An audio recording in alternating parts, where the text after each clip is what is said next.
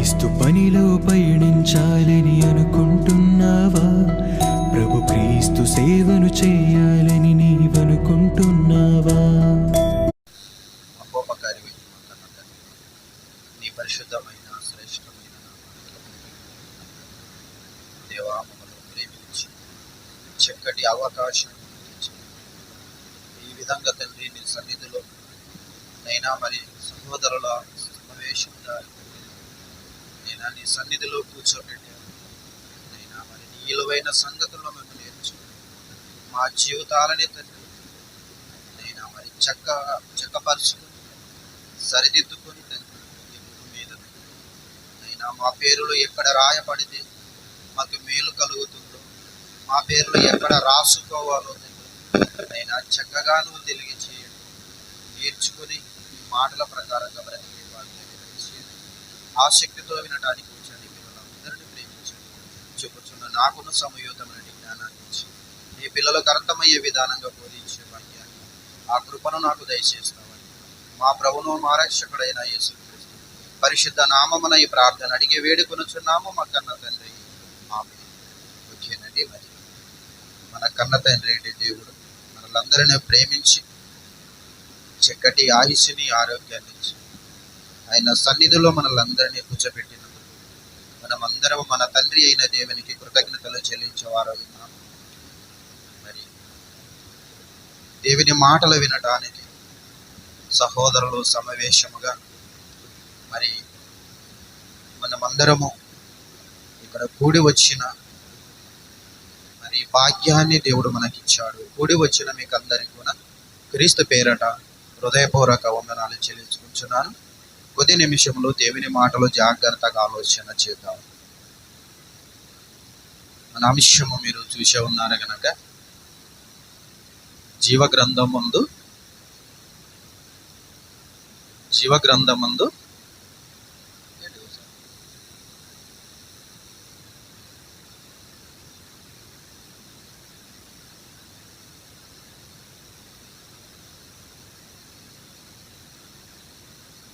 జీవగ్రంథమందు నీ పేరు ఉందా?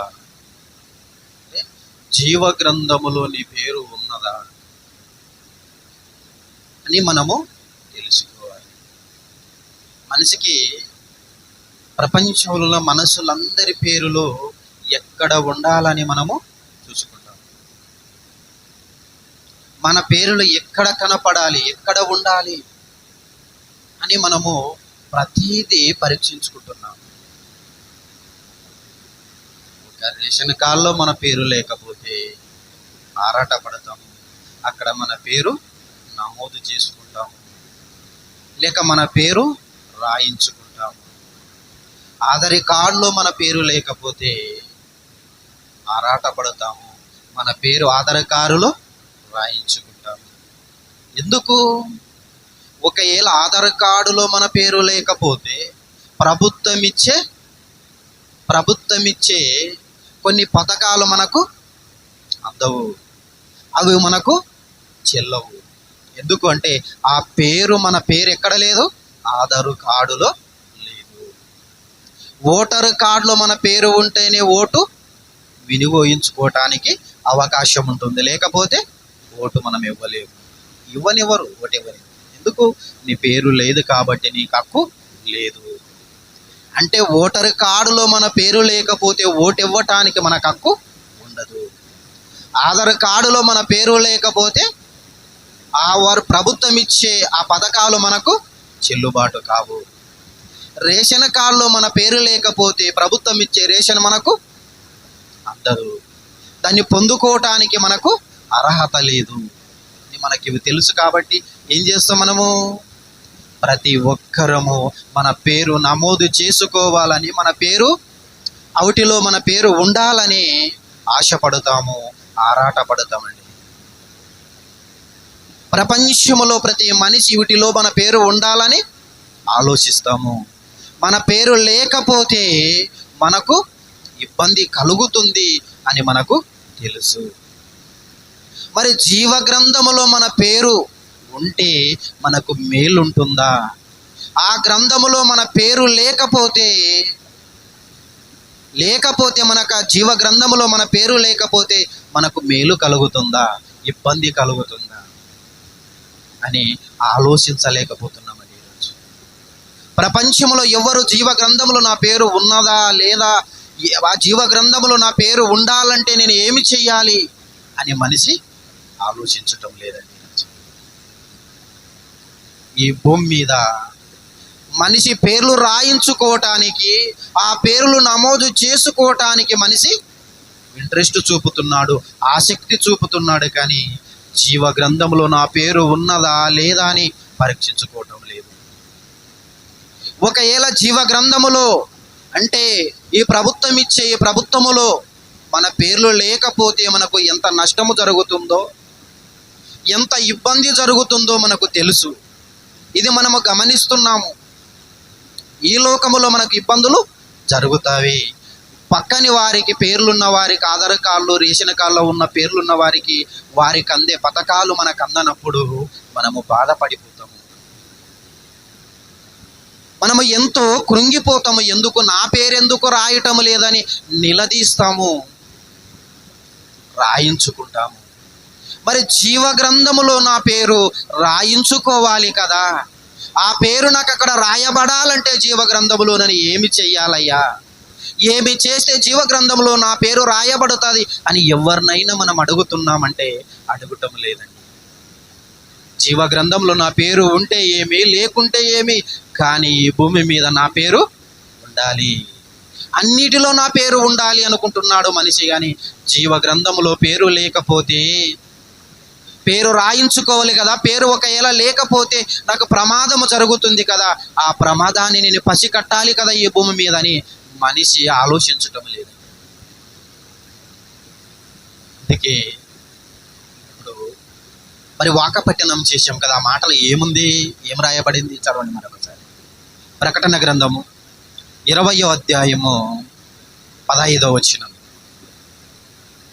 ప్రకటన గ్రంథము 20వ అధ్యాయము 15వ వచనము. ఎవని పేరైనను జీవ గ్రంథమందు రాయబడినట్టు కనబడని ఎడల. చూడండి ఏమంటున్నాడు, రేషన్ కార్డులో నీకు పేరు లేకపోతే నువ్వు దీనికి హక్కుదారుడవు కాదు, ఈ పథకాలు నీకు చెల్లుబాటు కావు, నువ్వు వీటికి అర్హుడు కాదు అంటుంది ప్రభుత్వం. మరి దేవుడు ఏమంటున్నాడు, నేను నా వద్ద ఒక జీవ గ్రంథం ఉంది, ఆ జీవ గ్రంథంలో నీ పేరు ఎవని పేరైతే కనబడకపోతే వానికి మేలు, వాడు హాయిగా ఉంటాడు, ఆనందంగా జీవిస్తాడు అంటున్నాడా దేవుడు. ఎవని పేరైతే జీవ గ్రంథములో రాయబడినట్టు కనబడకపోతే, ఎవని పేరైతే జీవ గ్రంథములో కనబడకపోతే అగ్ని గుండములో పడవేయబడును అంటున్నాడు. అంటే పరలోకానికి నీకు అర్హత లేదు, పరలోకానికి నువ్వు వారసుడవు కాదు.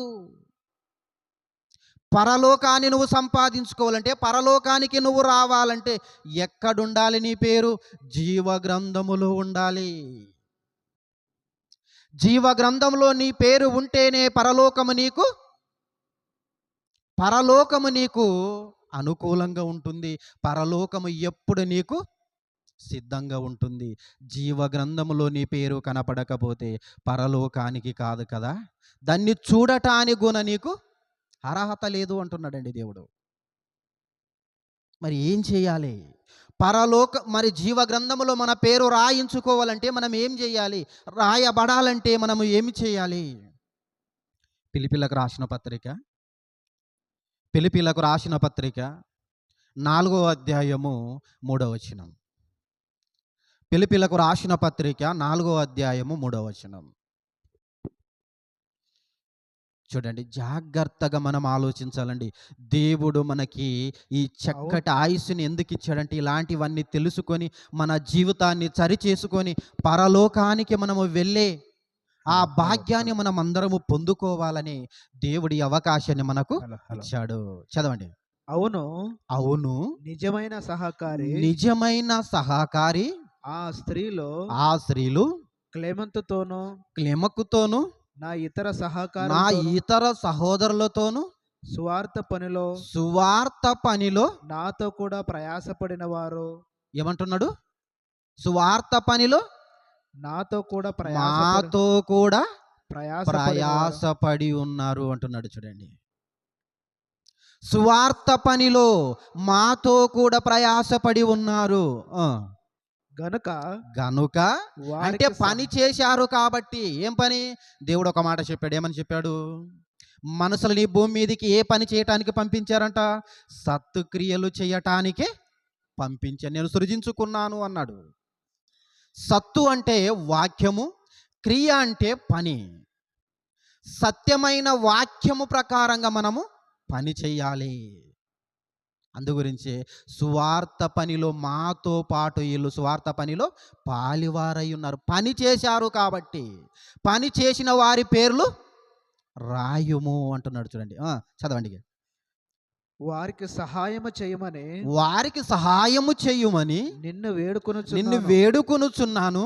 ఆ సహకారుల పేర్లు ఆ సహకారుల పేర్లు జీవగ్రంథమందు రాయబడి ఉన్నారు. రాయబడిను గాక. అంటే రాయబడి ఉన్నవి. వీళ్ళు పని చేశారు, వీళ్ళు సహకారము చేశారు, సత్యమైన పని చేశారు, సత్క్రియలు చేశారు, మాతో పాటు సువార్త పనిలో పాలివారై ఉన్నారు, పరిగెత్తారు, పని చేశారు. అందు గురించి వీళ్ళ పేర్లు ఎక్కడ రాయబడ్డవి? జీవగ్రంథములో రాయబడి ఉన్నవి అంటున్నారండి. ఫిలిప్పీలకు పౌలు రాస్తూ ఈ మాట చెప్తున్నాడు. నైనా వీళ్ళు చేసే పని, వీళ్ళు చూపుతున్న ఆసక్తి, వీళ్ళు చేస్తున్న కష్టపడి దేవుని కోసం పని చేశారు కదా, అందు గురించి వీళ్ళ పేర్లు ఎక్కడున్నవి? జీవగ్రంథములో రాయబడి ఉన్నవి అంటున్నాడు. చూడండి, జీవగ్రంథములో రాయించుకున్నారంట, వాళ్ళ పేర్లు రాయబడి ఉన్నావంట. మరి మన పేర్లు ఎక్కడ రాయించుకున్నాం? మన పేర్లు ఎక్కడ రాసుకోవాలని మనము ఆరాట పడుతున్నాము? ఎక్కడ రాయించుకోవాలని మనం పని చేస్తున్నాము? ఈ భూమి మీద మనిషి ఎక్కడో రాసుకోవాలని, ఎక్కడో రాయించుకోవాలని మనిషి ఆలోచిస్తున్నాడు. కానీ ఈ లోకాన్ని విడిచిన తర్వాత ఒక మహాలోకానికి మనము వెళ్ళబోతున్నాము. ఆ మహాలోకానికి మనము వెళ్ళాలంటే, ఆ మహాలోకాన్ని మనం పొందుకోవాలంటే మన పేరు ఎక్కడుండాలి? మన పేరు ఎక్కడ రాయించుకోవాలి అని మనిషి ఆలోచించలేకపోతున్నాడండి. ఇలా ఆలోచించకపోవటంను బట్టి, ఇలా దేవుని పని చెయ్యని వారిని, దేవుని మాటలు వినకుండగా ఇష్ట ప్రకారంగా నడుస్తున్న వారి గురించి కీర్తన గ్రంథంలో ఒక మాట రాయబడింది. కీర్తన గ్రంథము 69వ అధ్యాయము, కీర్తన గ్రంథము 69వ అధ్యాయము 28వ వచనం. ఎవరైతే ఈ భూమి మీదనే మనము పేర్లు రాయించుకోవాలి, మన పేరుని మనము సంపాదించుకోవాలి అని మనము ఎంత ఇంట్రెస్ట్గా పని చేస్తున్నామో, దేవుని గ్రంథంలో మన పేరు రాయించుకోవాలని మనకు ఇంట్రెస్ట్ లేదో, దాని గురించి మనం ఆలోచించకుండా పోతున్నామో, వారిని బట్టి ఒక మాట చెప్తున్నాడు. చూడండి, జీవగ్రంథము నుండి వారి పేర్లను తూడిపి పెట్టుము అంటున్నాడు. చూడండి, అంటే తూడిపోయి వాళ్ళ పేర్లు. ఎందుకు? జీవగ్రంథములో మన పేరు రాసుకోవాలని నువ్వు చెప్తున్నావు కదా, మరి ఎప్పుడు రాయించారు? అక్కడ తూడిపివే అంటున్నారు. ఇక్కడ అంటే అదే దావీదు అంటున్నాడు. ఏమంటున్నాడంటే 139వ కీర్తనలో 13వ వచనములు అంటున్నాడు. 139వ అధ్యాయములో 13వ వచనములు అంటున్నాడు దావీదు. ఏమంటున్నాడో చూడండి ఒకసారి. నా అంతరింద్రియములలో 16వ వచనం చదవండి, డైరెక్ట్ 16వ వచనం. నేను పిండమునై ఉండగా నీ కన్నులు నన్ను చూసెను.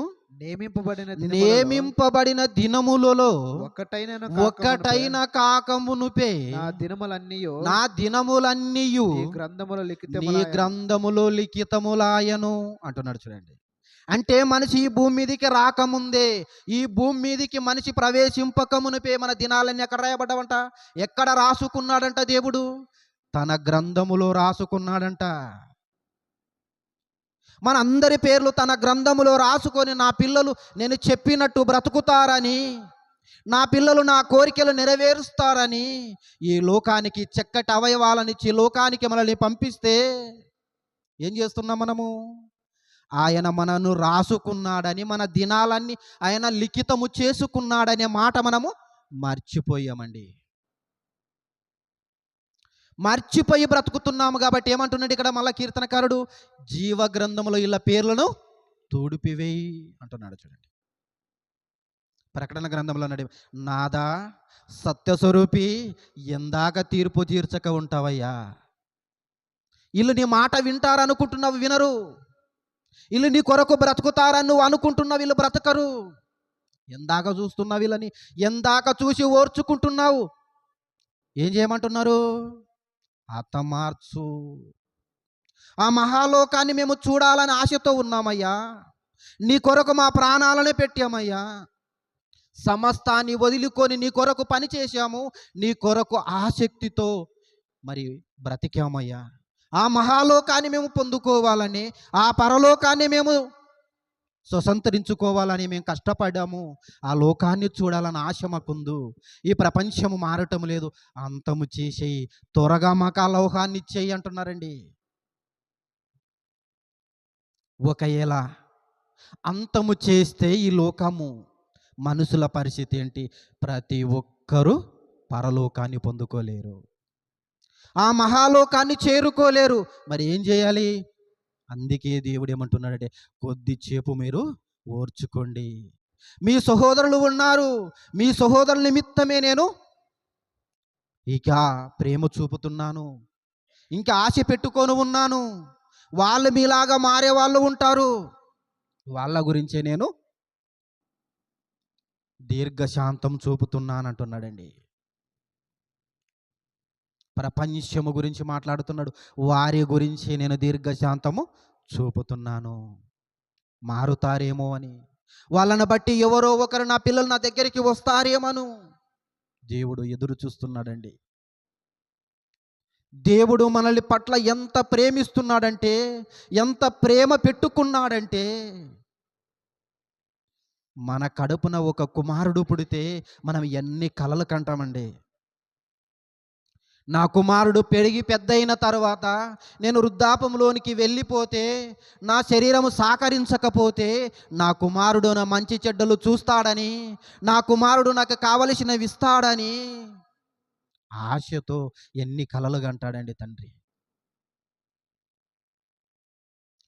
నా కుమారుని చిన్నప్పుడు నేను ఎలా అయితే 1-2 శుభ్రము చేశానో, నా కుమారునికి ఏమి కావలసినవి నేను ఇచ్చానో, నా కుమారుడు రాబోయే దినాలలో నేను ఒక దీన చితిలోకి వెళ్ళిన తర్వాత, నా శరీరము సహకరించని పరిస్థితికి వెళ్ళిపోయిన తర్వాత నా కుమారుడు నన్ను చూస్తాడు. నేను ఎలా అయితే చేశానో నా కుమారుడు కూడా అలా నన్ను చూస్తాడని ఆశతో ఉంటాడండి మన తండ్రి, మనల్ని కన్న తండ్రి. ఈ భూమి మీద శరీరానుసారంగా కన్న తండ్రి ఎన్ని ఆశలు పెట్టుకొని మనల్ని పెంచి పెద్దగా చేస్తే, పెద్దగైన తర్వాత కాలుతో తన్ని బయట ఉండు, నువ్వు లోపలికి రావద్దు అని చిన్న ఒక గుడిసె వేసి, ఒక మంచం వేసి మన తండ్రిని పడుండ పెడితే ఆ తండ్రి సంతోషిస్తాడా? ఎంత బాధపడి ఉంటాడు, ఎంత బాధపడతాడు. ఏంట్రా, ఒకవేళ ఇలాగనే నేను ఆలోచించుంటే ఈ స్థితికి నువ్వు వచ్చేవాడవు కాదు కదా. నిన్ను పెంచాను ప్రేమించి, నువ్వు నన్ను చూస్తావనుకున్నాను, నువ్వు నాకు మేలు చేస్తావనుకున్నాను, ఏంట్రా ఇలా దిగజారిపోయావు, ఏంట్రా నన్ను వింత వీనంగా చూస్తున్నావు అని ఎంత బాధపడతాడండి.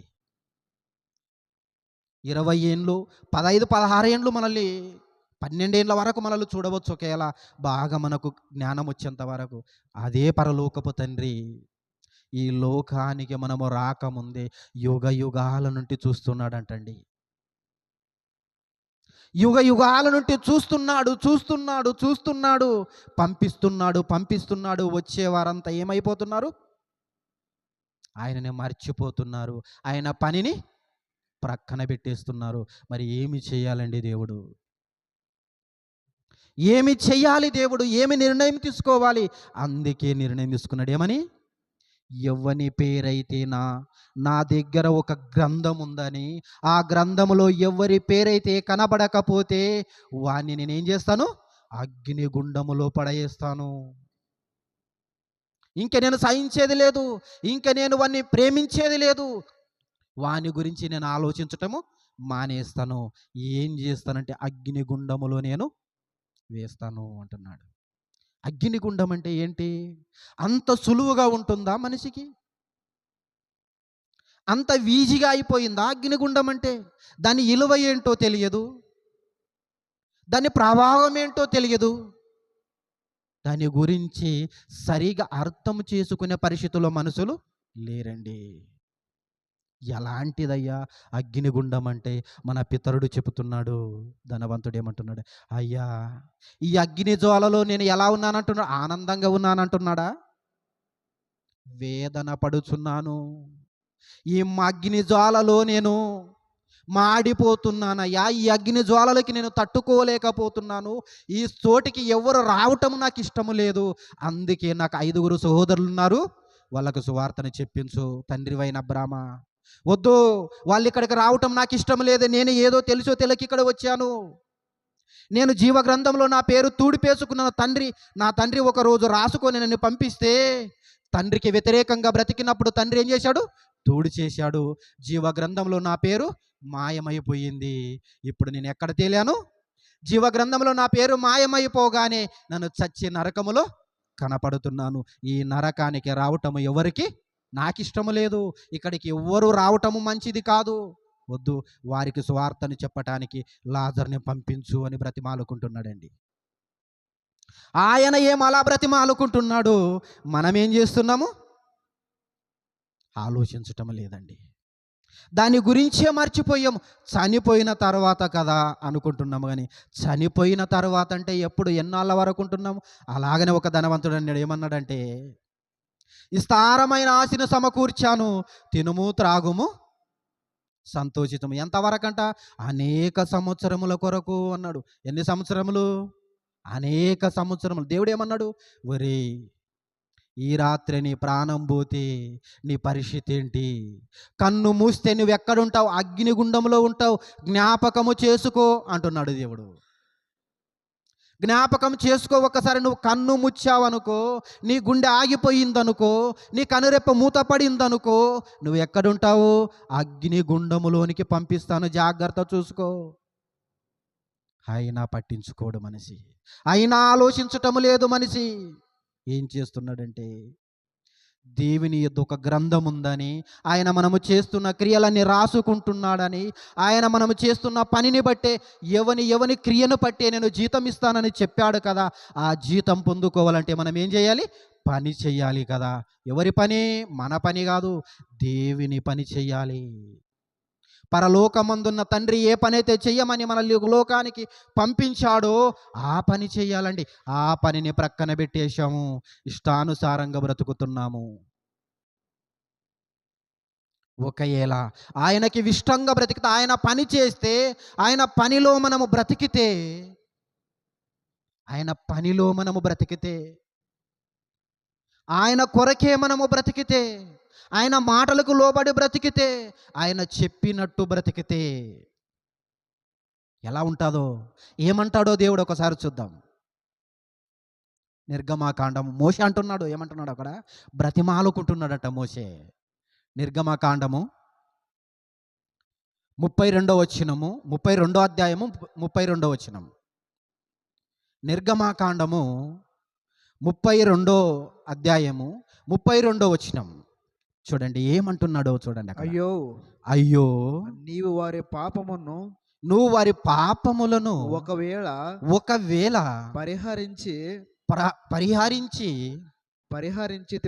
పరిహరించితివా లేని ఎడల నీవు రాసిన నీ గ్రంథములో నుండి నా పేరు తూడిచివేయి అంటున్నాడు. చూడండి, మోషే ఏమంటున్నాడు, నీవు నా గురించి నేను చేసిన పనిని బట్టి, నేను నీ గురించి బ్రతుకుతున్న బ్రతుకును బట్టి నీ గ్రంథములో నా పేరు రాసుకున్నావు కదా, ఒక్కసారి ఆ పేరును తుడిచివేయి అంటున్నాడు. ఎందుకు? ఆయన ఏమైనా తప్పు చేశాడా? ఆయన ఏమైనా పాపము చేశాడా? లేదండి. దేవుడు చెప్పినట్టు బ్రతికాడు. ఏమని చెప్పాడు? మోషే గురించి ఏమన్నాడు? మోషే నా ఇల్లంతటిలో నమ్మకమైన వాడు. నా ఇంటి అంతటిలో నమ్మకమైన వాడు మోషే అన్నాడు. మరి అలాంటి నమ్మకమైన వాని పేరు తుడిచివేస్తాడా దేవుడు? తుడిచిపెట్టాడండి. అదే ప్రకటన గ్రంథంలో అన్నాడు చూడండి, ఇలా నమ్మకంగా పని చేస్తే, నమ్మకంగా దేవుని కొరకు బ్రతికితే దేవుడు అంటున్నాడు. అదే ప్రకటన గ్రంథము 3వ అధ్యాయము, అదే ప్రకటన గ్రంథము 3వ అధ్యాయం 5వ వచనము చూడండి. ప్రకటన గ్రంథము 3వ అధ్యాయము 5వ వచనం. జయించిన వాడు అలాగున తెల్లని వస్త్రములు ధరించుకొని జీవ గ్రంథము నుండి అతని పేరు ఎంత మాత్రము తుడిపి పెట్టక అంటున్నాడు చూడండి. తూడిపి పెట్టను, నేను తూడిపెయ్యను అంటున్నాడు. ఎలాంటి వానిది? జయించువాడు. దేన్ని జయించాలి? లోకాన్న. దేన్ని జయించాలి? లోకాన్ని జయించాలా? దేన్ని జయించాలి? పాపాన్ని జయించువాడు. పాపాన్ని జయించి పరిశుద్ధంగా బ్రతికిన వాడు, వాని పేరు ఎంత మాత్రము నేను తుడిచిపెట్టను. తూడుపనాసాలు అంటున్నాడండి.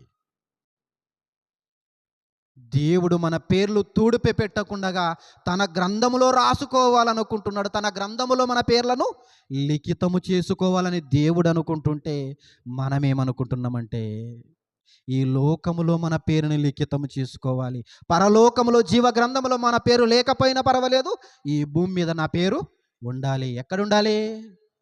అప్పుడప్పుడు కొన్ని సంఘాలలో బాగా ఆలోచన చేస్తారు. బాగా ఆలోచన చేయండి. సంఘాలలో ఏం చేస్తారు? ఒక ఫ్యాన్ తెస్తారు. ఫ్యాన్ తెచ్చి 4 రెక్కలుంటే 4 రెక్కలకు వాళ్ళ పేర్లే ఉంటాయి. ఏదో ఒక వస్తువు చర్చికి, ఆలయానికి తెస్తే ఆ వస్తువుకి వాళ్ళ పేర్లే ఉంటాయి. ఎక్కడ రాయబడాలి? ఫ్యాన్ మీద రాసుకోవాలనుకుంటున్నాడు, వస్తువు మీద రాసుకోవాలనుకుంటున్నాడు. లేకపోతే ఆలయానికి ఏమైనా కిటికీలు తెచ్చినా, తలుపులు తెచ్చినా, ఏదో స్థిరంగా ఒక పని వస్తువు తెస్తే దాని మీద నా పేరు ఉండాలి, నా కుటుంబం పేరు ఉండాలి, నా వంశం పేరు ఉండాలి అని మనిషి ఆలోచిస్తున్నాడు. కానీ జీవ గ్రంథంలో నా పేరు ఉండాలి అంటే నేను ఏమి చెయ్యాలి అని ఎప్పుడైనా అయ్యగారిని సేవ చేస్తున్న సేవకుని అడిగారంటే అడగటం లేదండి. డబ్బు ఎలా సంపాదించాలి అడుగుతారు.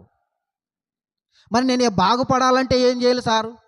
నేను అంతా బికారైపోయాను అంటే, నాలో ఇప్పుడు ఏమీ లేదు, నా చేతుల్లో చిల్లిగవ్వ లేదు, ఆరోగ్యము బాగులేదు. మరి ఇప్పుడు నేను బాగుపడాలంటే ఏం చేయాలి చెప్పండి సారు అని అడుగుతారు. పరలోకానికి వెళ్ళాలంటే ఏం చేయాలి సార్ అని ఎవరు అడగటం లేదు. అలానే ఒక యవనస్తుడు వచ్చాడు యేసుప్రభు దగ్గరికి.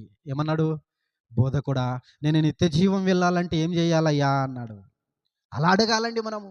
ఒక యవనస్తునికి వచ్చింది జ్ఞానం, నిత్య జీవాన్ని పొందుకోవాలంటే నేను ఏం చేయాలి అన్నాడు. నైనా నువ్వేమి చేయాలో నీకు తెలుసు కదా, ధర్మశాస్త్రమును నువ్వు పాటించు, నీ తల్లిదండ్రిని సన్మానించు, 10 ఆజ్ఞలు నువ్వు పాటించు అన్నాడు. 10 ఆజ్ఞలు నేను బాల్యం నుండే పాటించాను అన్నాడు. మరి ఏం చేయాలయ్యా అంటే, ప్రేమించాడంట యేసుప్రభు. ఎంత గొప్పగా బ్రతికాడు అని ఆ వ్యక్తిని చూసి యేసుప్రభువే ఆశ్చర్యపోయాడంట. బాల్యము నుండే పాటిస్తున్నాడు ధర్మశాస్త్రాన్ని, బాల్యము నుండే 10 ఆజ్ఞలను నెరవేరుస్తున్నాడు అంటే నీతిమంతునిగానే బ్రతుకుతున్నాడు. కానీ ఒక్కటే కొదువ ఉంది అని ప్రేమించి చెప్పాడంటండి. యేసుప్రభు ఏమన్నట, నైనా నువ్వు అన్నిటిలో పాస్, 99 మార్కులు నీకు వచ్చాయి, 1 మార్కు మిస్ అయ్యావు, అదొక్క మార్కును తెచ్చుకుంటే నువ్వు నిత్య జీవం పొందుకుంటావు, నీ పేరు జీవగ్రంథంలో లిఖితమైపోతుంది, పరలోకము నీకు సొంతం అవుతుంది అని చెప్పాడు.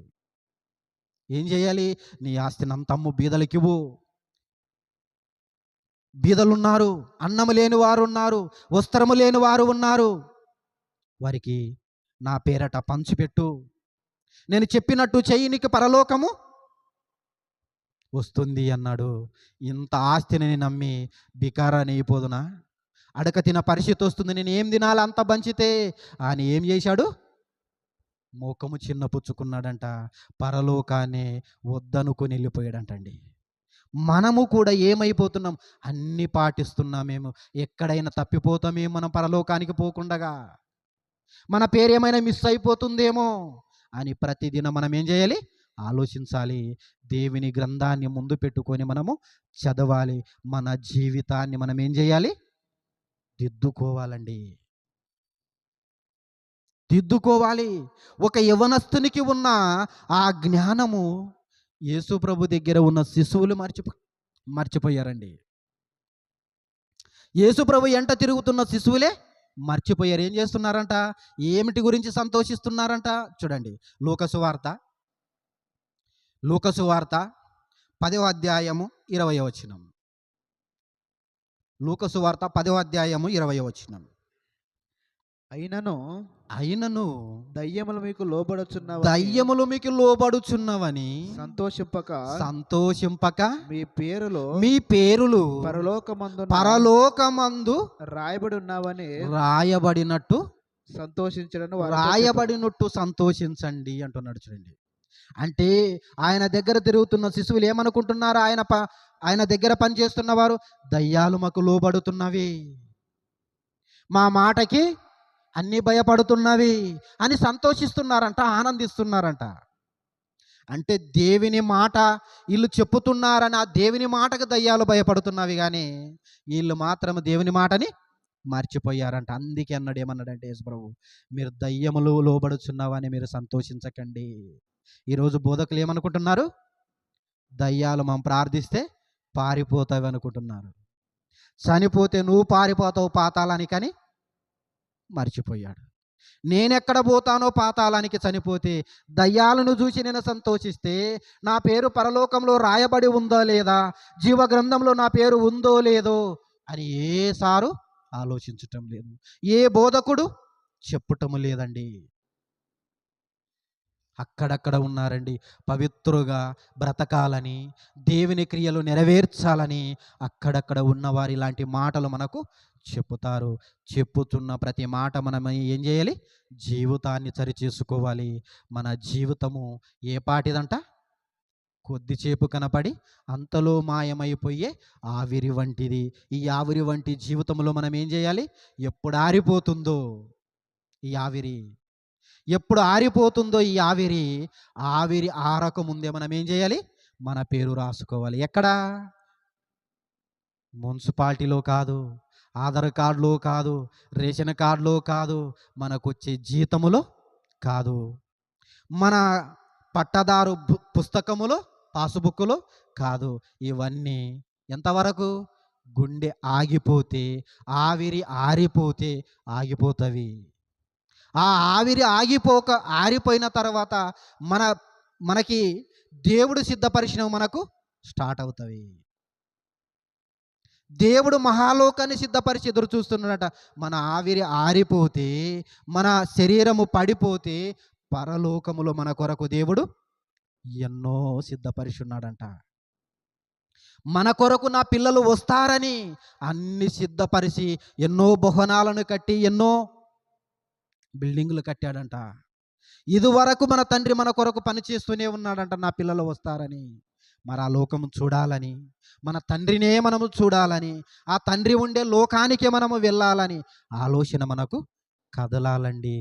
ఈ ఆలోచన మనకు ఉండాలి ప్రతి క్షణము. ఈ ఆలోచన మనకుంటే ఎలాంటి చెడు ఆలోచనలు మనలో ఉండవు. పరిశుద్ధంగా బ్రతుకుతాము, ప్రభు పనిలో మనము పరిగెత్తుతాము. అప్పుడే మన పేరు జీవగ్రంథములో రాసుకుంటాడు. రండి నైనా, ఈ లోకమే పుట్టక ముందు మీ కొరకే సిద్ధపరిశాను పరలోకము, వచ్చి స్వతంత్రించుకోండి, అనుభవించండి అంటున్నాడండి. ఆ లోకాన్ని అనుభవించాలంటే పరిశుద్ధంగా బ్రతకాలి, ప్రభు చెప్పినట్టు బ్రతకాలి. దేవుడు ఏ మాట అయితే చెప్పాడో, ఏ పని మీదైతే మనల్ని పంపించాడో ఆ పని మనము చెయ్యాలి. అప్పుడే మన పేరు రాయబడుతుంది. పని మరిచామా మన పేరు తొడుపబడుతుంది. తొడుపుకుందామా మన పేరు జీవగ్రంథంలో రాసుకుందామా? ఆలోచించండి.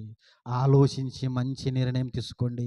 ఈ రాత్రి మన ప్రాణం పోతే, ఈ రాత్రి మన గుండె ఆగిపోతే, ఈరోజే మనకు చివరి దినమైతే పరలోకములో ఉండాలండి మనమందరం. పరలోకాన్ని మిస్ అయితే ఇన్ని మాటలు విని, ఇన్ని మాటలు నేర్చుకొని వేస్ట్ అయిపోతాం. ఫలితం ఉండదు. ఫలితము లేకుండా బ్రతికితే వేస్ట్ అండి మన బ్రతుకు. మన తండ్రి మన కొరకు ఎదురు చూస్తున్నాడు, కలలు గంటున్నాడండి. మురిచిపోతున్నాడు ఇక్కడ కూర్చొని మన మాటలు వింటుంటే మారుతారేమో అని. చెప్పుతుంటే నా కుమారుడు చక్కగా చెప్పుతాడని ఆనందించవచ్చు. నా క్రియలు ఎలా ఉన్నావో మీకు తెలియదు, దేవునికి తెలుసు. మీ క్రియలు ఎలా ఉన్నావో నాకు తెలియదు, దేవునికి తెలుసు. క్రియ బాగుండాలి, పని సక్రమంగా చేయాలి. అప్పుడే మన పేరు గ్రంథములో ఉంటుంది. పరలోకం మనకు ఇవ్వటానికి సిద్ధంగా ఉన్నాడు. వెళ్ళదామా పరలోకానికి? పని చేయండి. లేదా పని మానితే పాతాళము ఎదురు చూస్తుంది. ఎక్కడికి వెళ్ళాలనుకుంటున్నారో, ఎక్కడికి వెళితే మన తండ్రి మనకి కనిపిస్తాడో ఆలోచించి మంచి నిర్ణయం తీసుకోవాలని మిమ్మల్ని అందరినీ కోరుతూ ఈ కొద్ది మాటలు ముగిస్తున్నాను. ప్రార్థన చేసుకుందాం అందరి తలలోంచినట్టయితే. మహోపకారి ఏంటి మా కన్న తండ్రి, అవును నాయనా, నువ్వైతే తండ్రి మా పేర్లు రాసుకొని, మా దినాలన్నీ నీ గ్రంథములో రాసుకొని, నైనా నా పిల్లలు నా కొరకు బ్రతుకుతారు, నా పని చేస్తారు, తిరిగి నా పని చేసి నా కొరకు బ్రతికి తిరిగి నా దగ్గరికి వస్తారని నువ్వు ఆశతో ఉన్నావు. పిచ్చి పిచ్చిగా ప్రేమిస్తున్నావు నైనా. మేము మాత్రము తండ్రి నీ పని మరిచామేమో, నీ పని చేయకుండా బ్రతుకుతున్నామేమో, నీ మాటలు వినకుండా బ్రతుకుతున్నామేమో. ఒక్క ఏలాల ఏమైనా మేము బ్రతికితే తండ్రి, ఈ లోకములో అలా ఉంటే తండ్రి, ప్రతి ఒక్కరునైనా ఆలోచించి మంచి నిర్ణయం తీసుకొని ఇప్పుడే సమయం ఉన్నప్పుడే సరిచేసుకొని నైనా మా జీవితాన్ని దిద్దుకొని నైనా నీ గ్రంథములో మా పేరు ఉండులాగున, నీ నీ గ్రంథములో మా పేరు ఆ జీవ గ్రంథములో రాసుకునలాగున పనిచేసే పిల్లలుగా, బ్రతికే పిల్లలుగా ఉండుటకు నీ కృప మాకు దయచేయండి. చెప్పిన నాకును, విన్న నీ పిల్లలకును నైనా వెచ్చరిక మాటలుగా నైనా నువ్వు వినిపించావు.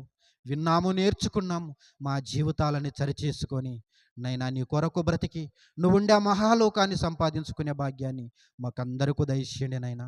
నీ పిల్లలు ఆసక్తితోనైనా ఎంతో ప్రేమతో ఇష్టముతో నీ మాటలు వింటున్నారు. నీ పిల్లలందరినీ ప్రేమించండి అయ్యా.